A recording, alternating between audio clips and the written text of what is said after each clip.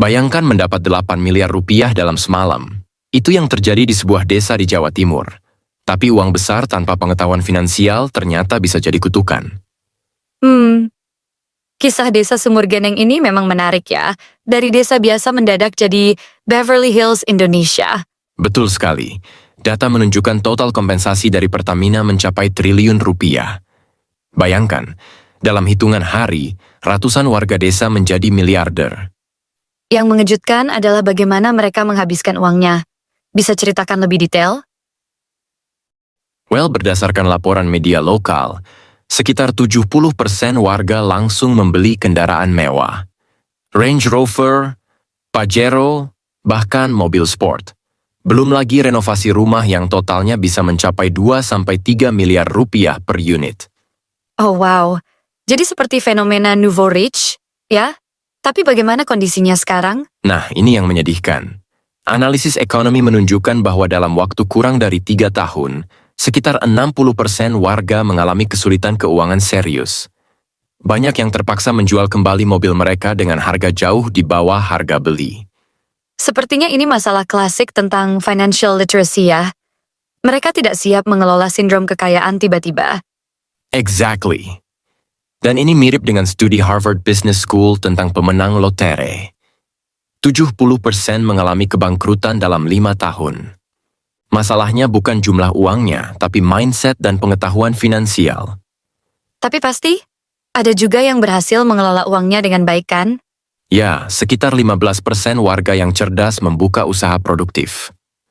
Ada yang investasi di properti komersial, membangun minimarket, sampai bisnis transportasi.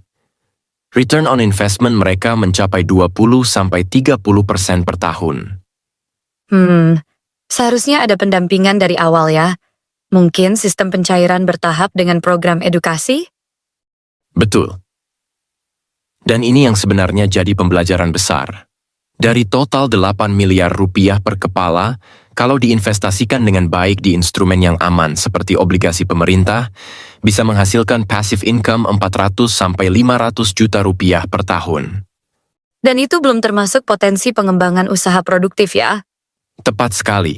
Data BPS menunjukkan rata-rata penghasilan petani di desa itu sebelumnya hanya 3-4 juta rupiah per bulan.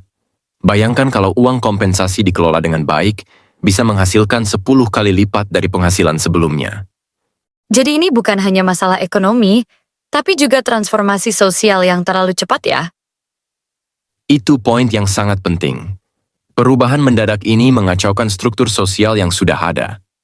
Kesenjangan baru muncul antara yang bisa mengelola uang dan yang tidak.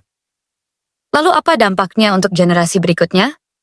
Well, berdasarkan penelitian sosiologi, anak-anak yang melihat orang tua mengelola uang dengan buruk cenderung mengulang pola yang sama. Ini bisa jadi lingkaran setan kalau tidak ada intervensi. Sungguh pembelajaran berharga untuk kita semua. Dan inilah kesimpulan pentingnya. Kekayaan mendadak tanpa pengetahuan finansial itu seperti memberikan pesawat jet ke orang yang bahkan belum bisa mengendarai sepeda. Berbahaya dan berpotensi merugikan diri sendiri. Semoga kisah ini bisa jadi pelajaran untuk program-program kompensasi lainnya di masa depan. Dan untuk pendengar kita, ingat, membangun kekayaan itu seperti membangun rumah. Butuh fondasi kuat berupa pengetahuan dan perencanaan yang matang. Sampai jumpa di episode selanjutnya.